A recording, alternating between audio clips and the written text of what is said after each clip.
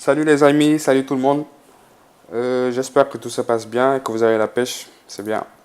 Donc dans cette nouvelle vidéo, je vais vous montrer comment faire une importation.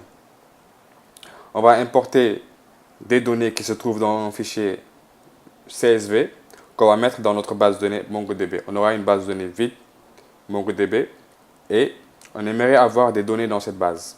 Donc au lieu de faire à chaque fois des insert, on va créer un fichier CSV dans lequel on va y mettre des données, puis on va importer ce fichier.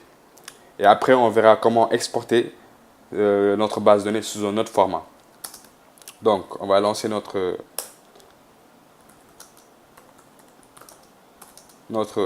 démo. Sudo MongoD.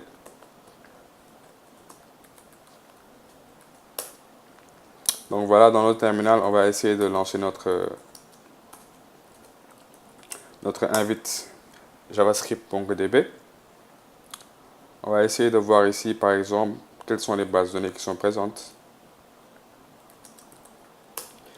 On voit une base de données admin, etc., etc. Donc on va essayer de créer une nouvelle base de données qu'on va appeler test. Donc on a une base de données qui est vide, qui ne comporte aucune collection, etc. Donc on va essayer d'importer des données d'un fichier CSV dans notre base test. Donc on va sortir de l'invite, on va essayer de créer un nouveau fichier qu'on va appeler test.csv. Et dans test.csv, donc CSV c'est un format, CSV ça veut dire comment separated value, donc séparé par des virgules. Donc on aura une première ligne qui sera la ligne d'entête. C'est cette ligne qui va représenter les noms de nos colonnes. On aura par exemple prénom, et puis on aura nom. Et les lignes suivantes vont représenter les valeurs. On aura Mohamed Sidibé, on aura John Doe, on aura, je sais pas, Tyler Smith, je sais pas d'où me viennent ces noms, mais... Donc pour l'instant, on a ces données dans notre fichier .csv.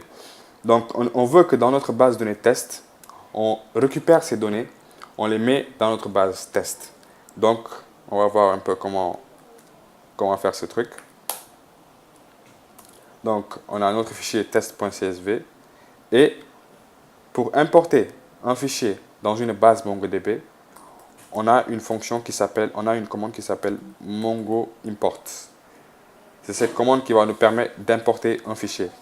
Donc on va lui passer un certain nombre de paramètres, comme l'option -d, pour lui dire -d comme database, pour lui dire dans quelle base de données tu vas importer ces données. Donc ce sera dans la base de données test.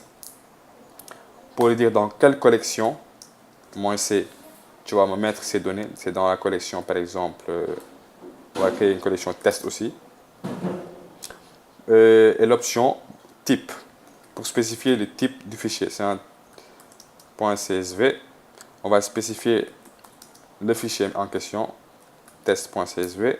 Et un dernier paramètre, headerLine, pour lui dire que la première ligne, c'est une ligne qui représente ma ligne d'entête. Donc, ils disent quoi?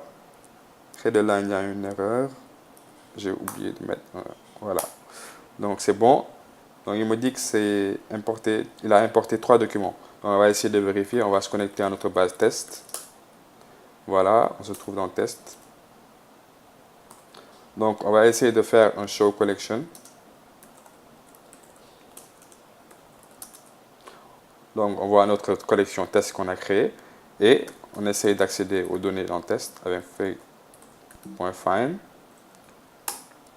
Et vous voyez qu'on a bien importé nos données qui se trouvent dans notre fichier .csv. Donc ça peut être pratique quand on a un fichier .csv très volumineux et qu'on ait une base de données d'exemple. Donc ça peut être très pratique.